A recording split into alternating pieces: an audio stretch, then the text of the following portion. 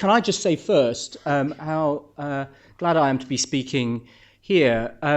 I have been working in and around the issues that the EIC has been around for at least the 20 years that you've existed. And I think there's a very important history to be written of the way in which environmental thinking and policy making has occurred over that 20 years, to which this organisation has played a really important part. When EIC was formed in 1995, the environmental debate was pretty much polarised between environmentalists on the one hand and businesses and economists on the other, particularly the business community. And it was seen environmental policy was something which, in general, was against the interests of business. And over that 20-year period, we've seen a complete transformation of the politics of environment, which have made it now possible to have not just cross-party agreement, but also cross-industry agreement on core environmental policy priorities. And this organisation, along with the CBI, the Aldersgate Group and others, have contributed hugely to that. And as a former advisor to government, I know how important it is that when discussing and making environmental policy, you have support from business. Without it, it becomes very, very difficult to get things through. Of any importance. And the Climate Change Act and many of the environmental regulations and policies and taxes, including the business, the climate change levy and the business waste taxation, which the last government, last but one, did, it was incredibly important to have that support from government. So can I just pay my personal tribute to EIC on 20 years of incredibly important work. The Paris conference will go ahead. We have all been completely shocked, of course, by the events of the last few days, which look as if they're not over. The government in France has announced that the UNFCCC conference will be going ahead. It was anyway going to have very high security. That will no doubt be tightened even further. There is still some doubt about whether all the side events which were going on around the conference, most of which were scheduled to take place or are scheduled to take place in the centre of Paris. The conference itself is occurring at a conference centre on the suburbs near Charles de Gaulle Airport. Whether all the events in the centre will take place, and there is still discussions going on around whether the big public march, which was planned for the 29th on the Sunday, will go ahead, meetings being held as we speak. But the core conference will be going ahead. What I wanted to discuss with you, if I can, is what you can expect from Paris. That was what I was asked to do. But first, I do want to just discuss why, and to address the question of, well, what is the point of an international agreement? The last time we had a big conference of this kind, as you will remember, was in Copenhagen in 2009. And after the apparent failure, and I will come back to that in a second, after the apparent failure of Copenhagen, a lot of people, particularly in the business community and in the investment community, said the UNFCCC is clearly unable to do this thing, an international agreement that they want. And are we actually sure that it's needed? Because in practice, isn't it true that environmental and climate policy is ultimately domestic? And isn't it true that actually there is now sufficient momentum within the business and in financial communities to push forward on low carbon technologies in the energy sphere, transport and otherwise, even without some overarching framework of an international agreement? To which the answer is yes, it is absolutely true that policy is domestic and that there is now huge momentum within the business and investment communities in the low carbon direction. But, and this is often, I think, missed, it is vitally underpinned by the knowledge that everybody else is also engaged in this game. And that is underpinned by the international agreements on climate change, which have ensured that everybody is engaged in this. It is, after all, a truism of the collective problem that is climate change, that it is simply not worth an individual country acting unless others are doing so simultaneously. This is clearly true for a country like the UK, which is under 2% of emissions. If we were the only country acting on climate change, it really wouldn't be worth it on climate change grounds. There are lots of other reasons to be doing it. But it is in the knowledge that other countries are acting that makes it worthwhile. And we know these arguments have played out. In the early period of climate change policy in this country, it was said, but China isn't doing anything, the US isn't doing anything, and that was clearly an inhibitor of policy making. And we know that within the US, the parallel the sense now that is finally emerging in the US that China is acting as well, which the US government has done a lot to bring along, has been a very important source of confidence that the US can go further in its own climate policy.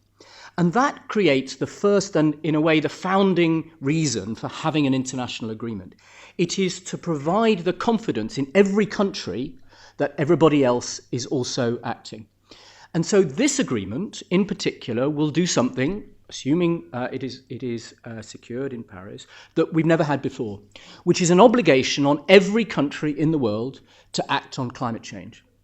Now, we need to be a little bit careful here because the Kyoto Protocol did require every country in the world at one level to act on climate change, but it was legally binding only on developed countries, and the developing countries, including China, were only given the responsibility to act if they wanted to on a voluntary basis. This one will put in place a universal obligation to act, and not only to act but to improve their action over time.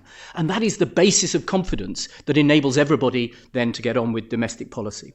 And secondly, what an agreement can do is ensure transparency of those actions. So a set of rules can be established which mean that countries have to report openly and transparently on what they are doing, using a common accounting metric so that we can be confident in the numbers that are produced with some kind of external verification. And that's something which only an international agreement can do. The second reason for an international agreement is to send a clear signal to businesses and investors on the scale and trajectory of low-carbon investment in the future. This is the core mitigation purpose. It is to tell you and those like you around the world of the kinds of markets, of profitability, of risks that you face in the future. It's setting the expectations for future markets. Why does this matter so much why is an international agreement so important? It's because what an international agreement does that domestic policy on its own cannot do is give you simultaneous policy making in every major economy in the world. The structure of this agreement will be a requirement on countries to act and to improve their policy every 5 years. It's not secured, as I'll come to, but that's the basic structure of the agreement. Every country must produce a new set of targets and policies every 5 years. That would not happen without an international agreement requiring it. As we know, policy making is capricious. It depends in every country on domestic political and economic forces, on the state of public opinion, on the state of the economy, and so on. And you wouldn't get a simultaneous improvement in policy every 5 years without an international agreement. And of course, it's the simultaneity of that process which gives you the global scale. And the global scale of markets, the $5.5 trillion which Barry Gardner just mentioned, and growing in low-carbon markets, are a result of the fact that everybody is doing it. And secondly, what the agreement can do in setting and forming the expectations of businesses and investors on what the future is going to look like is to put in place a requirement, not just that every 5 years you have to do this, but you have to improve. So the principle of progression, which we hope will be built into the agreement, will ensure that you can see that the future is going to become lower and lower carbon. And if on top of that there is a long-term goal which sets the trajectory for 2050 or beyond, ultimately potentially to phase out greenhouse gas emissions altogether, you have a much clearer sense then of the scale and the speed and the trajectory of that investment. And so do the investors in high carbon. And what you're looking here for is a shift in the expectations and the risks and the profitability of different future markets. The third goal of the international agreement in this particular case is to establish the political parity of adaptation. Somewhat to people's surprise, the UNFCCC, the UN Convention, has a purpose which is the mitigation of greenhouse gases. It's the avoidance of dangerous anthropogenic climate change. What many countries who are now facing climate change today, not as a future risk, but today, want is to establish the international political priority of adaptation and the importance of countries acting on adaptation. Now, of course, the first principle of adaptation is mitigation. We will never be able to adapt to a 3, 4, 5 degree world. It will be hard enough at 2 degrees. So mitigation remains the central objective, but adaptation is being established alongside. The fourth reason for international agreement is to enable financial flows from richer countries to poorer ones in particular. There is still a huge need in developing countries, particularly the most vulnerable ones, to support their efforts to adapt to climate change and indeed now to mitigate climate change, and that will be one of the most important areas of the agreement. But not just public finance flows, not just aid. The holy grail now is to get the flows of private finance flowing, which are still relatively small north-south. Most private finance flows are north-north and south-south within individual countries. But the big flows which could follow from the big institutional investors where it is and so on into low carbon development and infrastructure in the developing world have yet to flow, and that's the big goal of an agreement. And last, the fifth reason, less in a sense for the agreement itself, but for the reason for having a conference on this, like this, is to force climate change onto the political agenda at the highest levels. After Copenhagen, everybody said, you'll remember this, never again. Let's have another summit where the leaders go, we raise expectations, we tell the public this is going to be the big thing, we're going to solve climate change, and then in practice, if it fails, you've let everybody down, and you get this huge sense of disillusionment afterwards. My response to that, when it was being mooted whether or not we should have another big conference like that, was we would have to take that risk. And the reason is it's only a big conference of this sort where everybody comes together and where ultimately, although they weren't invited, the leaders are now going to turn up because it is so important, that puts this unequivocally on leaders' agendas and finance ministers' and treasury ministers' agendas, such that climate change becomes again an important part of policy making. I said at the start that the apparent failure of Copenhagen. Well, Copenhagen failed as a meeting. Ultimately, it only half failed as an agreement because the following year in Cancun, basically the Copenhagen Accord was adopted as a UN agreement. But where Copenhagen did not fail at all was in the run-up to Copenhagen, because this huge conference with all that pressure and hype was looming, every major country in the world adopted a new set of climate policy targets and policies up to 2020. And since Copenhagen, those have been implemented. So if you look at what's happened in climate policy around the world, the Copenhagen policy framework have been implemented almost everywhere. And that is part of the reason we're going into Paris with much more confidence in countries about their ability to act on climate change. Because Copenhagen, the fact of the conference in Copenhagen, forced countries to adopt policies and targets, and they have since implemented them. And in that respect, Paris has already succeeded. So before we even get to COP21, Paris has already had that forcing effect of getting every country in the world to adopt a new set of policies and targets on climate, mostly through to 2030, some through to 2025. You'll be aware that now 162 countries have announced and published their so-called INDCs, their intended nationally determined contributions, their national climate pledges, ahead of Paris. And we can be absolutely certain that they would not have done so. Very, very few of those would have come forward this year without Paris being that forcing moment. The cycles of political and policy making in most countries would not have coincided on this year. And so Paris, in that sense, has already achieved a huge part of its goal, and they are significant. If you add up the emissions reductions over business as usual, over the existing trajectories, which the INDCs add up to, they come to about halfway between where we would have been, business as usual, had nothing been done, and where the scientists, the climate modelers tell us we need to be in 2030 to be on a 66% or above probability of being able to stabilize the global temperature rise at 2 degrees. Now, halfway is, you can be a glass half full or glass half empty about it. It is a very considerable improvement on no way at all, on where we were under business as usual. Beware some of the slightly spurious precision which is emerging from some of the analysts about what this means for global temperature. You may have read that people are saying that this might be equivalent to a 2.7 degree rise in temperature instead of 2 degrees or 4 or 5. We simply don't know. Those are spurious numbers. Neither the INDCs, they are not sufficiently precise, but nor is the climate modelling sufficiently precise to be able to say what temperature these INDCs are consistent with, not least because they only go to 2030. And of course, we need to do far more emissions reduction beyond 2030 in order to know where we're going to stabilize. But nevertheless, there is no question that these INDCs add up to something which is going to take us off the pathway to 4 degrees or more, which is what business as usual was, but nowhere close to 2 degrees. And they are transformational in particular sectors. Underpinning these targets and policies that countries have set out are some very, very ambitious commitments. So if you look at wind and solar, for example, China and India alone, just China and India, are projecting solar and wind, an additional solar and wind capacity of 325 gigawatts by 2030. That is a huge increase over current investments. It will change the prices of those technologies. It will stimulate huge innovation in how to deliver them, in the storage that will go alongside them, and so on. These are transformational, and in that sense, Paris is already beginning to mark out the kind of expectations we should have about future markets.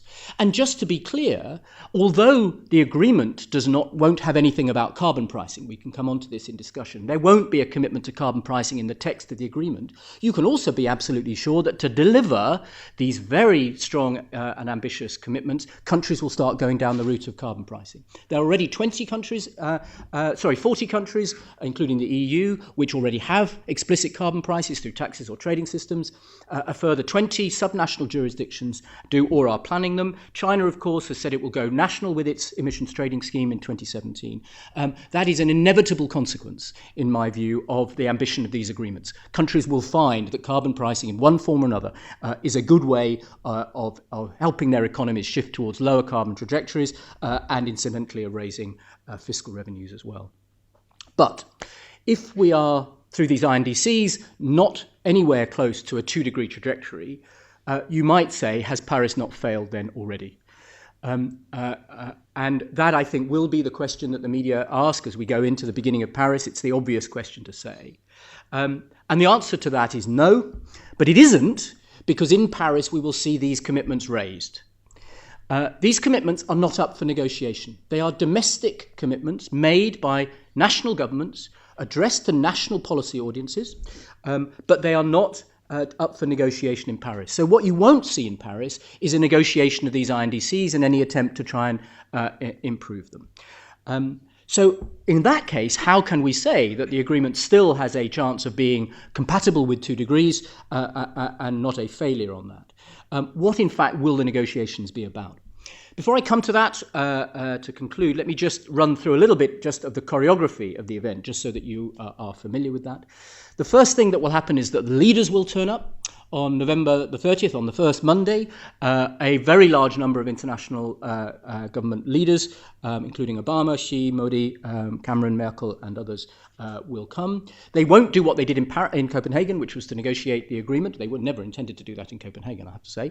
But they ended up, because of the crisis, having to do that. They will make a speech. They will meet one another informally, and that's going to be very important, out of the glare of publicity, and then they will go home. They will, in a sense, bless the conference as being significant enough to merit their presence, but they will then leave the negotiators and ministers to do it.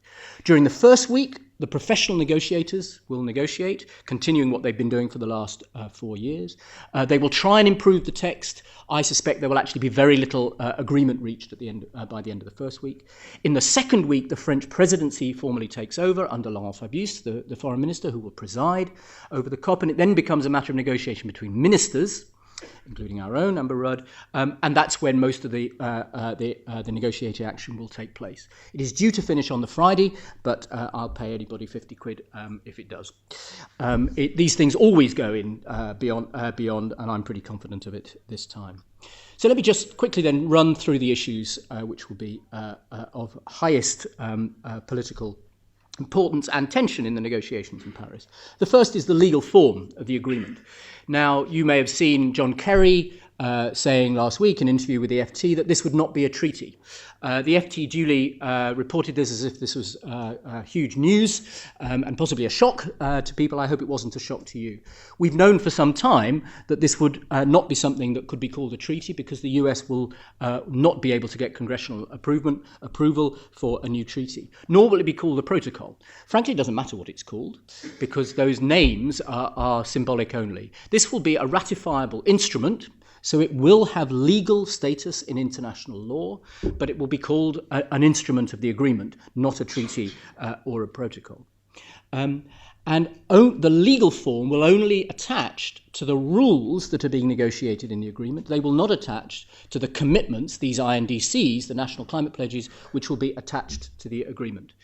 This is very important for the United States. And although many countries, including the UK and the EU, would like, in principle, in theory, a fully legally binding agreement in which the commitments themselves were legally binding, the US is not able to ratify a treaty which requires it to do more than it is already committed to in national law. And therefore, what they want is something ratifiable where they are just expanding the rules of the existing treaty, the UNFCCC, which they've all already signed. So it will be a hybrid legal form in which the rules are legal and the commitments are not. But don't think that that means that therefore there is no legality behind the commitments. Most countries will put their INDCs into law. That will certainly be true of the EU, which will do this through a directive, as we did before. It'll be true of the US through the regulations of the EPA under the Clean Air Act. It'll be true of China through its 5-year plans and so on, and it'll be true of most countries. So the commitments will be in law, but they will be in domestic law.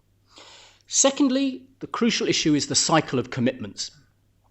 The structure of the agreement that most parties, not all at this point, are going for is one in which every 5 years countries have to produce a new set of targets for a further 5-year period ahead. Most of them have done it for 2030 so far. So in 5 or 6 years' time, they would do it for 2035. These would have to be progressive, meaning more ambitious than before.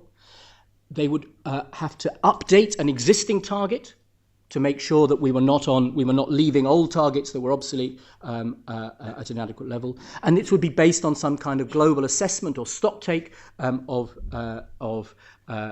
where the world was in reaching climate change. That's the core structure, which is not yet agreed by every party, but that most parties are going for. Thirdly, there's the issue of the long-term goal. 2 degrees is, after all, the goal that we know. It's already been adopted. But many parties and countries now want to see something which is more operational. And people have been looking at the science and saying, well, what the science says is we need to get rid of net greenhouse gas emissions at some point in the second half of the century altogether. That is very unlikely to be agreed, but we may find forms of words which have the same implication, that we are ultimately heading for phase out of greenhouse gases. So look out for words like decarbonisation or climate neutrality, which is the European words, and look out for the requirement or guidance for countries to produce long-term decarbonisation plans. The French have been promoting this, the US and China have both accepted it. The countries should start publishing how they can get towards zero carbons over the next 30 to 50 years. Fourthly are the rules on transparency and accounting. Crucial to ensure that we are all know what every other country is doing, the rules to make sure that everybody is monitoring and having their emissions and actions verified, and that they're using the same accounting rules. Fifth is finance, the flows of finance from developing countries, where there are 2 big issues. One is the 100 billion in total finance, public and private, that was promised at Copenhagen, that there is some evidence we are on the way to, but certainly we haven't yet got to the 2020 figure. Developing countries will want to be sure that will be provided. And then post-2020, what are the commitments the developed countries will make after 2020? Sixth is loss and damage.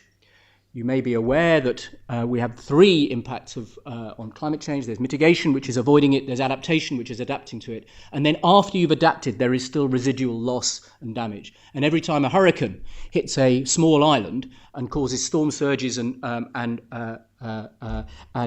damage, you can see the kinds of loss and damage, and there is a discussion going on about how that should be approached.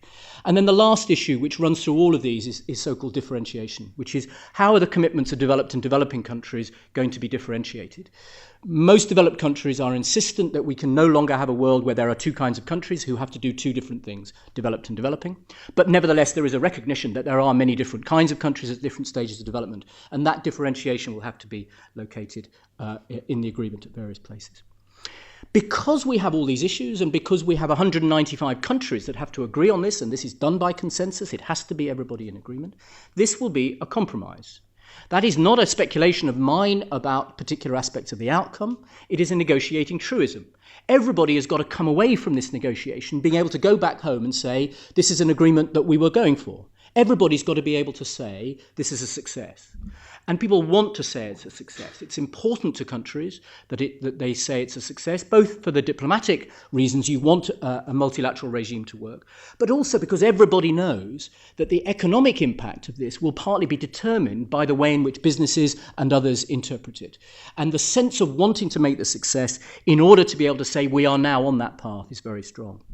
So Paris, in conclusion, will not solve the climate problem. Copenhagen, although many people thought it was being set up to do that, was not going to do that either. Nobody is going into Paris thinking this will, in some sense, be the end. We'll have solved it, go away from here with an agreement, and that will be it. We know that we are on a path to a long-term transformation of the economy in a low-carbon direction and ultimately a zero-carbon one. And that is going to take a very long time and a huge amount of effort that will be well beyond what is being discussed in Paris. But Paris could be, and this is its goal, a historic turning point. The point at which we begin to turn the supertanker of a fossil fuel-based economy, which we've had for 200 years, into something which will, over the next 50 years, turn into a low-carbon economy. And if Paris can be a turning point of that kind, then it will be as significant as people are claiming now.